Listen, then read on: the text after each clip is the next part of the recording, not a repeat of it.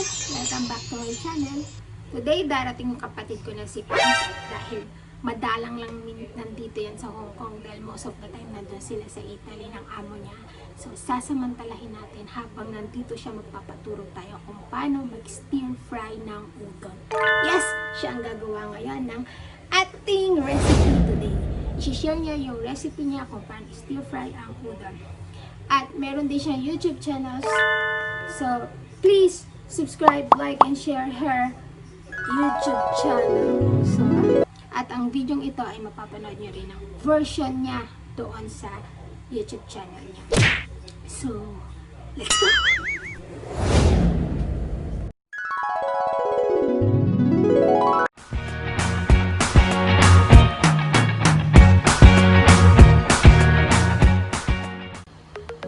Kailangan natin i-marinate yung pork after natin i-slice na manipis. So, kung ganito siya karami, kailangan mga 2.5 spoon of light soy sauce.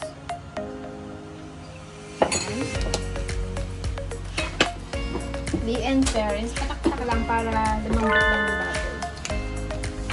And then, salt and sugar.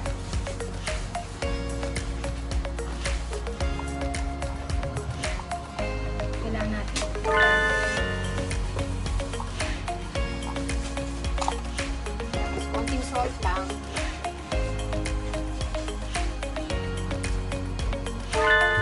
Para may lasa yung ating.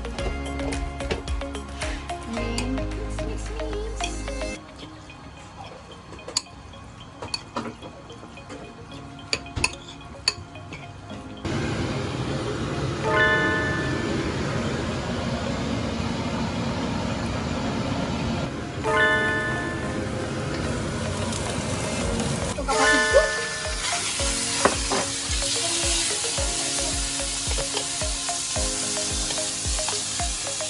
Kailangan light lang.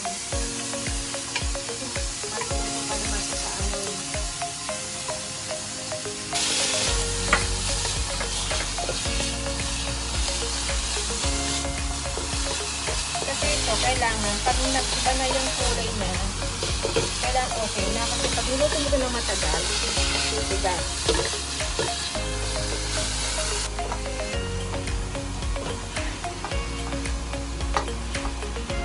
Ganyan lang siya yung pag nag-iba na yung kulay, okay na. Kasi pag matagal mo niluto ang pork, titigas siya eh.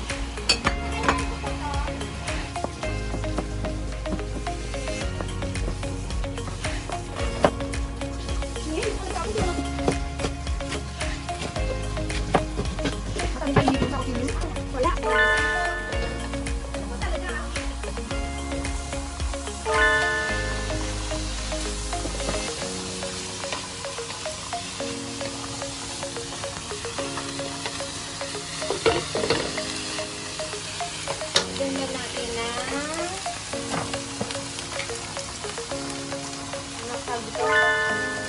chicken powder. Para masarap. Masarap! Masarap ha?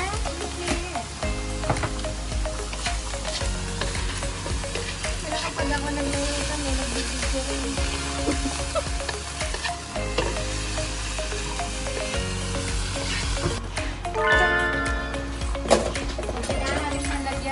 Dark soy sauce. Not light soy sauce. Kailangan dark soy sauce. Why dark? I don't know also. I don't. Hindi na ako na. Saway na bata. Kapag ganitong karami, mga 4 na blocks ng udon is mga 2 tablespoons. Actually, depende. Pag nakulayan na lahat ng udon mo, so okay na. Isa pang nangyayari. Kung makikita nyo nakulayan lahat, so okay na yung 2 tablespoons of dark soy sauce. Pero kung kulang, parang ganito, tingnan nyo, nakikita nyo kulang. So, ibig sabihin, dadagdagan nyo siya ng isa pang tablespoon. Depende kasi sa dami ng udon. Kaya hindi tayo maglalagay ng salt. Kasi ito na yung pinaka-lasa niya, yung dark soy sauce. So, wala ka nang ilalagay. Kaya inuna natin tinry yung vegetable sa pork para magkaroon sila ng lasa. Kasi ito, dark sauces na talaga ng lalagay. Stick to one eh. Yep. Hindi na So, maghanap ng yan iba yung na. nakita nyo, nakulayan na siya lahat. So, ilalagay nyo na yung gulay at saka yung pork.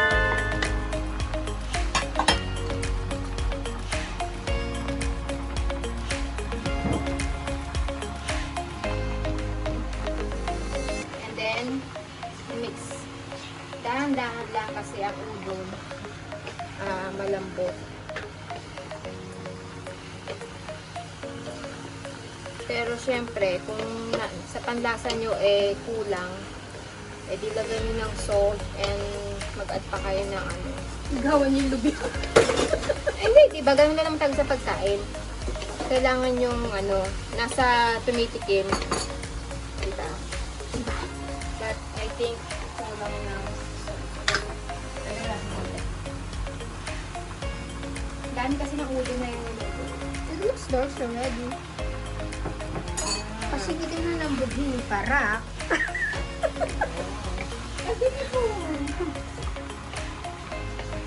So, udon is ready.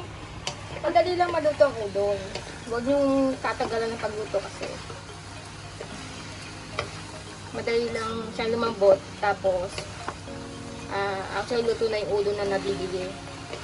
So, parang iyanap na siya ng konti. Tsaka yung pork kasi pag matagal mo yan, titigas na. It's ready!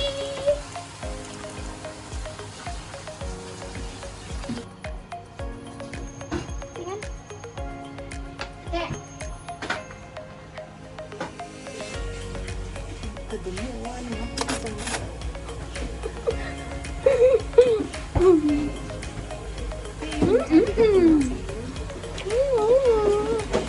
Yummy!